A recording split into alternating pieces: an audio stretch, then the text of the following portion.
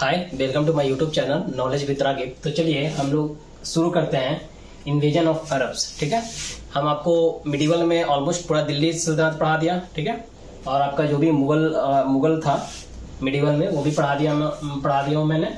अब हम देखते हैं जो थोड़ा सा बचा हुआ है, जैसे इन्वेजन ऑफ अरब्स बचा हुआ आपका, फिर आपका उसके बाद आ जाएगा गजनबी आ गया, गौरी आ गया, ये सारा थोड़ा थोड़ा जो है वो बचा हुआ है, किस तरह से सदर वाला अटैक करता है गजनबी।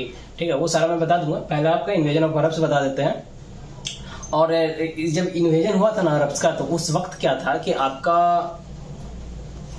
बहुत छोटा छोटा डायनेस्टी चल रहा था। नॉर्थन इंडिया में छोटा डायनेस्टी चल रहा था, साउथर्न इंडिया में चल रहा था। ठीक है, जैसे चोला वगैरह साउथ में चल रहा था, नॉर्थ में आपका राष्ट्रकूट वगैरह जो था, पाल राष्ट्रकूट, ये सब चल रहा था। ठीक है, तो एक्चुअली प्रतिहार वगैरह, तो एक्चुअली प्रतिहार फाइनल जीतता है। खैर वो मैं वो लिंक कर दूंगा आपको। ठीक है, अभी क्या कर रहा हूँ मैं, दिल्ली सल्तनत से आपको लिंक करने की कोशिश कर रहा हूँ, इसलिए आपको इन्वेजन ऑफ अरब्स बता रहा हूँ। उसके बाद आपको गजनवी आएगा, गौरी आएगा, उसके बाद आपका वो लिंक्ड हो जाएगा पूरा दिल्ली सल्तनत से। ठीक है, तो अभी मैं लिंक कर देता हूँ आपको। तो देखिए, इन्वेजन ऑफ अरब्स जो हुआ था, अरब से जो लड़ाई होने का पीछे मकसद क्या था, क्यों लड़ाई हुआ?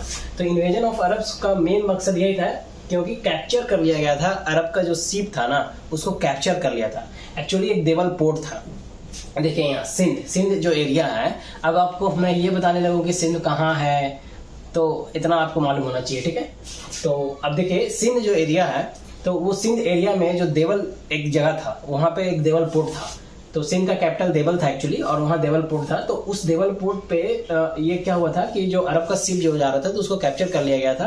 तो उस समय उमैयद डायनेस्टी का जो ये जैसे इंफॉर्मेशन जब अल हजाज के पास गया, अल हजाज जो था आपका वो इराक का था। ठीक है, इराक में वो गवर्नर था, वहां पे अरब में रूल कर रहा था। तो उमैयद डायनेस्टी ही उसको गवर्नर वहां का बना रखा था, अल हजाज को। ठीक है, अरब का रूलर बना रखा था अल हजाज को, वहां पे गवर्नर बना रखा था उमैयद डायनेस्टी, तो वहां पे रूल कर रहा था अरब में अल हजाज। तो एक्चुअली जब ये सिनेरियो पूरा क्रिएट होता है ना, तो उमैयद डायनेस्टी बोलता है कि चलो ऐसा है। तो उमैयद डायनेस्टी का जो भी खलीफा था, ठीक है, कौन था उस समय सुल्तान था, जो खलीफा था, सुल्तान के पद पर जो था, वो जो खलीफा था ना, तो सीरिया का कैपिटल क्या है जी? ठीक है, डेमास्कस था। तो सीरिया का जो कैपिटल था, तो वहां से वो सारा चीजें गाइडेड हो रहा था। तो अब यहाँ पे सिनेरियो क्या क्रिएट होता है कि जब ऐसा बोलता है कि भाई अगर तुमने शिप को मेरा कैप्चर कर लिया है, तो जितना भी आपका अमाउंट बनता है, उतना अमाउंट, जितना भी मेरा नुकसान हुआ उतना भरपाई कर लो। बाकी बात को क्या करते हैं, बराबर करते हैं, खत्म करते हैं बात को, मसला हटाते हैं। लेकिन ऐसा नहीं करता है। वो क्या करता है, दाहिर इस चीज से मना कर देता है। वहां पर सिंध का जो रूलर उस वक्त था, कौन था? दाहिर था। दाहिर उस वक्त सिंध का रूलर था, ये ब्राह्मण डायनेस्टी से ही था, तो ये भी ब्राह्मण था। ठीक है, ब्राह्मण वंश का ही था ये दाहिर।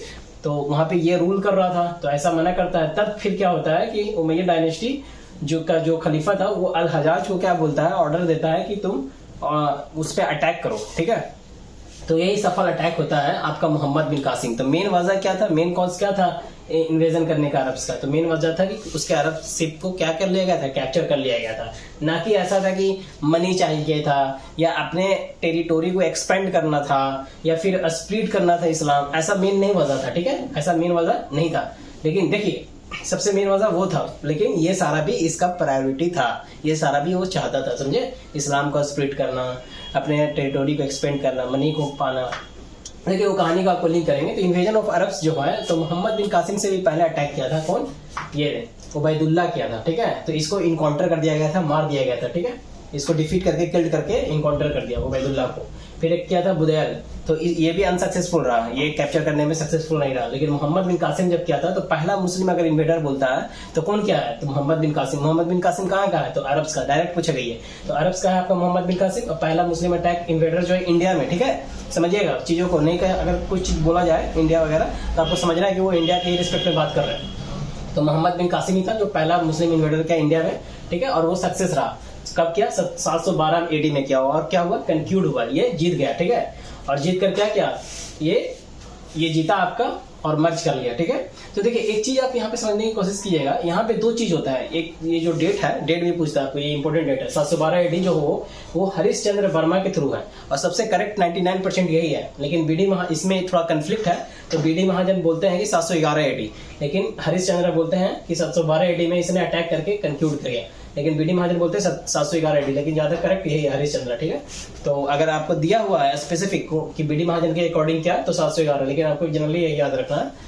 अगर कुछ नहीं दिया हुआ तो क्या मारना आपको, 711 712 भी दिया हुआ रहता है बहुत से ऑप्शन में, तो आपको 712 ही मारना। समझ में आया। तो यहाँ पे जो भी कहानी था वो आपको बता दिया। अब ये सारा कहानी जो है आपको कहाँ से पता चलता है, एक चचनामा बुक है, ठीक है, पर्शियन में लिखा हुआ बुक है ये चचनामा जो बुक है, चचनामा जो है आप बहुत जगह देखिएगा ना, तो ये अबू बकर लिखा है एक्चुअली, अरबिक और पर्शियन। अगर पर्शियन में बोलता है कि कौन लिखा है, तो अल कुफी या फिर इसी को अल अहमद बोलते हैं, या या अली, देखिए एक साथ इसका नाम है अल कुफी हामिद, ऐसे करके नाम है इसका। या फिर कहीं कहीं आपको अल कुफी या अली अहमद लिख देगा, अली कुफी या अली अहमद, या कहीं कहीं आपको अली कुफी हामिद लिखेगा, ठीक है। तो ये सेम पर्सन का नाम है। तो ये पर्सन ही क्या किया है, चचनामा को पर्शियन में लिखा है। लेकिन बहुत जगह आपको क्या मिलेगा कि अबू बकर, एक्चुअली चचनामा को अरबिक में अबू बकर लिखा है, ठीक है, इस तरह से है। और पर्शियन में कौन लिखा है, अली कुफी, अली अहमद बोल सकते हैं, या अली कुफी, अली ये बोल सकते हैं, अली कुफी हामिद बोल सकते हैं। समझ में आया।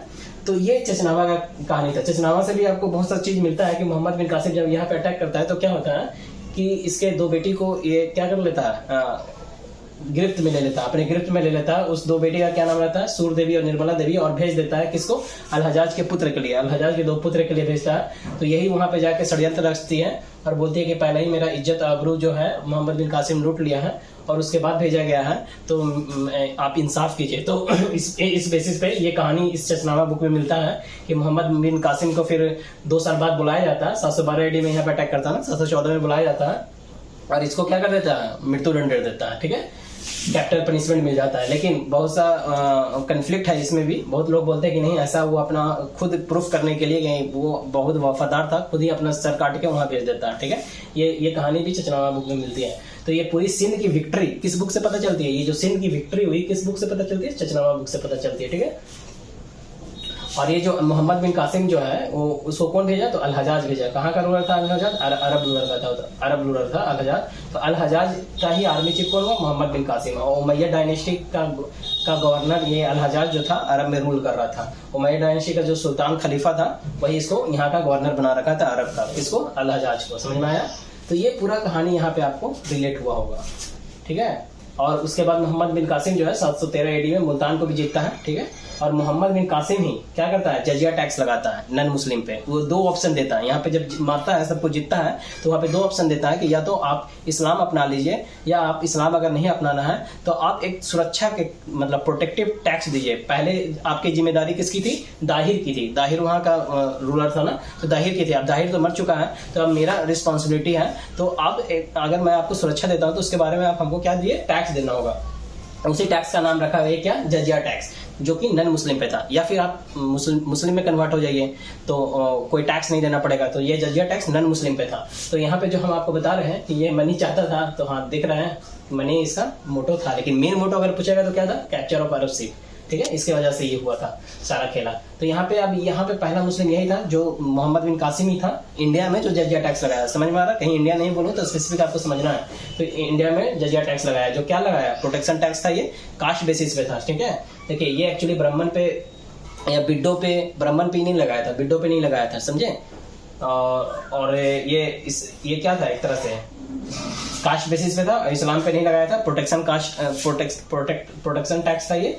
और ये ओल्ड जितना भी लोग थे, ठीक है, बुढ़ा लोग या बच्चे लोग जैसे चाइल्ड लोग हैं, उस सब पे नहीं लगाया था ये, ठीक है। या जो डिसेबल्ड है, जो विकलांग है, उस पे नहीं लगाया था। बिड्डो जो जिसकी पति मर चुका है उस पे नहीं लगाया था, ठीक है। ब्राह्मण जो है उस पे नहीं लगाया था। तो इस चीज को छोड़ के सारे पे जजिया टैक्स लगाया था। कौन है जो ब्राह्मण पे जजिया टैक्स लगाया था, फिरोज शाह तुगलक आया था। कौन है जो जजिया टैक्स हटाया था, अकबर भी हटाया था। सबसे पूरी तरह से कौन खत्म किया, मोहम्मद शाह था। वो आएगा तो बताएंगे आपको, टाइम टू टाइम आपको अपडेट करेंगे जैसे जैसे आपको लिंक होगा। अभी जो मैं पढ़ा रहा हूँ बस उस पे आपको स्टिक होना है और समझना है सही ढंग से। अब देखिए कि गोल्डन कॉइन जो है दिहरम, ये मोहम्मद बिन कासिम अगर पहला मुस्लिम बोलेगा तो कौन चलाया था, यही गोल्डन कॉइन चलाया था, जिसको हम लोग क्या बोलते हैं, दिहरम बोलते हैं, ठीक है। तो अरब से ही आपको ये देखने को मिलेगा दिहरम गोल्डन कॉइन। अब बोलेगा कि सबसे पहली बार गोल्डन कॉइन कौन चलाया था, इंडो ग्रीक चलाया। कोल अगर बात करता है इंडिया में कौन चलाया, तो पैगोडा, जैसे डच चलाया जो पैगोडा, उसको गोल्डन कॉइन बोलते हैं। और भी बहुत सी चीज आएगा, आपको आएगा उस तरह से रिलेट करेंगे। लेकिन अभी जो हम आपको बताने की कोशिश कर रहे हैं सिर्फ उस चीज पे आपको स्टिक होना, समझ में आया। अब इंडो ग्रीक में कौन था, तो सब बताएंगे आपको। बहुत सारा स्टार्टअप और बहुत कुछ आता है, उसमें बताऊंगा मैं आपको। अब देखिए यहाँ पे जो है, यहीं से आपको डेट्स, जो खजूर की खेती हुआ, या फिर जो कैमल हस्बेंड्री, कैमल का पालन पोषण हुआ, ये सारा चीज देखने को मिलता है। मानसून वगैरह सब भी अरबी की है आपका, ठीक है। एटलस वगैरह भी श्रेय अरब लोग को ही जाता है। तो ये सारा चीज आपको समझ में आया होगा यहाँ पे। उसके बाद आपको बताते हैं, थोड़ा बहुत यहाँ कनेक्ट करते हैं। देखिए 5 पिलर था टू फॉलो इस्लाम। इस्लाम को अगर आपको फॉलो करना है तो ये वो 5 पिलर था इस्लाम को फॉलो करने का। तो इसमें क्या 5 पिलर था, जैसे कि कलमा, 5 टाइम्स नमाज होना चाहिए। फ्राइडे को नमाज आपको मॉस्क्यू में पढ़ना है, मस्जिद में पढ़ना है। रमजान जो आता है, जिसको रमजान एक मंथ आता है, अगर स्पेसिफिक मंथ देखिएगा, देखिए नीचे बताएंगे आपको, तो उसमें रोजा रखना पड़ता है, ठीक है। फिर हज हो गया। हज जो है वो कैपेबल आप है तब कर सकते हैं। और ज़कात आपको निकालना है आपके अपने इनकम का 2.5% या 1/40, उसमें भी कंडीशन होता है, ठीक है, इतना होना चाहिए। तो ये जो इस्लाम जो आया, वो इसमें क्या था मेन, कि वो केवल एक गॉड को मानता था। वो जो है बुद्ध पूजा जो है उसको नहीं मानता था, ठीक है। बुद्ध पूजा को ये नहीं मानता था, वो हराम मानता था, मूर्ति पूजा करना हराम मानता था। ओनली वन गॉड को ही मानता था, और उसका मेन पिलर ये था, ठीक है। मोहम्मद सल्लल्लाहु अलैहि वसल्लम, देखिए अभी नीचे आएगा, हजरत मोहम्मद जो बोल रहे हैं आपको, इनका जन्म हुआ था, बर्थ कब हुआ था, 570 AD में हुआ था, मक्का में हुआ था। मक्का कहाँ, आपका सऊदी अरबिया में। तो यही फाउंडर माने जाते हैं इस्लाम का। जो क्या कहते हैं 610 AD में इनको क्या हुआ था, हीरा एक केव्स है, वहाँ इनको इनलाइटमेंट मिला था। जिस तरह से बुद्धा वगैरह को इनलाइटमेंट मिला था, उस तरह से माना जाता है। अब जो है वो मैं आपको बता रहा हूँ, हकीकत क्या है इसके बारे में बात कीजिएगा तो मैं अलग से आपको बताऊंगा कि मेरे को क्या लगता है सही और क्या लगता है गलत। लेकिन अभी जो आपको पढ़ाया जाता है, जो हकीकत में मतलब प्रूफ टाइप का है। अब देखिए बहुत जितना ज़्यादा पढ़िएगा ना, उसके बाद आप खुद डॉट मिलाइएगा ना, तब आपको मजा आएगा। सीखने का मजा वो होता है, लर्निंग वो होता है। लर्निंग ये नहीं होता है कि हम जान गए और लर्न कर गए। लर्निंग वो होता है कि जब आप बहुत सा चीज़ को जाने, उसके बाद आप सही तरीके से एक दूसरे को कनेक्ट कर पा रहे हो, डॉट को कनेक्ट कर पा रहे हैं, फिर वो ज़्यादा हो जाएगा। उस यहाँ पे हम फिलोसफी का क्लास नहीं चला रहे हैं, यहाँ पे हम आपको एग्जाम ओरिएंटेड बातें बता रहे हैं, ठीक है। अब ये डाइट करता है कहाँ, मदीने में इनका इंतकाल हो जाता है 632 AD में। 610 AD में इनको क्या होता है, हीरा केव्स में इनलाइटमेंट मिलता है। यहीं से इस्लाम का फाउंडर किनको माना जाता है, हजरत मोहम्मद को माना जाता है। और जैसा ही क्या होता है, यहाँ पे जब इनलाइटमेंट मिलता है तो वहाँ पे क्रिश्चियन और आपका जुडिज्म, ये सारा जो था, यहूदी ईसाई धर्म वहाँ पे था, ठीक है, आपका मक्का में। तो वहाँ पे इनका पॉपुलैरिटी जैसे ही बढ़ते गया तो इनको बाहर निकाल दिया गया। 622 AD में मक्का से इनको भगा दिया गया। एक्साइल एक्चुअली कंट्री से जब भगा दिया जाता है तब यूज होता है। एक्साइल शब्द यहाँ पे नहीं, मतलब हम यहाँ पे एक्साइल इसलिए लिखे हैं कि उनको वहाँ से भगाया गया। तो उनको कहाँ भगाया गया, तो वो कहाँ गया, तो मदीना गया, ठीक है। तो मक्का से जो मदीना हो गए, तो इसी सफर को क्या बोला गया इस्लाम में, कि हिजरत किया गया, ठीक है। तो यही 622 AD को हिजरी संवत बोला गया, और यही इस्लामिक कैलेंडर माना जाता है 622 AD, ठीक, समझ में आया। 622 AD जो है वही इस्लामिक कैलेंडर माना जाता है, और उनका मदीना में ही क्या हो जाता है, 632 AD में इंतकाल हो जाता है। तो अब जब इनका इंतकाल होता है तो बात यह आता है कि पहला डिसाइपल जो था, पहला जो शिष्य थे हजरत मोहम्मद का, वो कौन थे, तो वो अली थे। अली पहला इनका शिष्य थे। लेकिन पहला खलीफा कौन बनता है, तो पहला खलीफा आपका अबू बकर बनते हैं। देखिए ये सीरीज आता है, एक अबू बकर, उमर, उस्मान, अली। तो पहला खलीफा अबू बकर बनते हैं, जबकि पहला डिसाइपल अली थे, लेकिन इनको नहीं बनाया गया। बहुत लोग बोले, बहुत कम लोग बोल रहे थे, 15% 20% लोग बोल रहे थे कि अली को बनाना है, और अबू बकर के लिए ज़्यादा वोट था, 80%, लगभग 75% लोग बोल रहे थे कि अबू बकर को बनाना है, तो अबू बकर ही बने। तो इसमें ही अब यहाँ से क्या हुआ कि अरब से देखिए इस्लाम जो अरब से है, फिर वो चीज़ें देखिए कैसे डिवाइड हो रहा है। अब हिस्ट्री को ना अच्छे से समझेंगे तो बड़ा मजा आएगा। उसमें क्या हो रहा है कि देखिए सुन्नी मुस्लिम आ जा रहा है, और फिर सिया, यहीं से सुन्नी और सिया का कंसेप्ट चालू हो जाता है कि जो ये फॉलो मानते हैं कि पहले अबू बकर खलीफा, फिर उमर, फिर उस्मान, फिर अली, तो वो सुन्नी मुस्लिम हुए। और जो अपने से मान लिए, हकीकत में ऐसा ही बना है, लेकिन जो अपने से मान लिए कि नहीं अली पहला नंबर पे, तो उस हिसाब से उनको सिया मुस्लिम बोलते हैं, सिया कम्युनिटी में रखा गया। तो अब क्या हुआ यहाँ पे कि अली का ही बेटा थे हुसैन, समझे। ये अली जो है वो हजरत मोहम्मद के कौन है, सन-इन-लॉ, कौन है जी, दामाद है अली, ठीक है। अब इनका वाइफ का क्या नाम है, ठीक है, इनकी बेटी का क्या नाम है, फातिमा वगैरह, उतना आपको नहीं जानना है, ठीक है।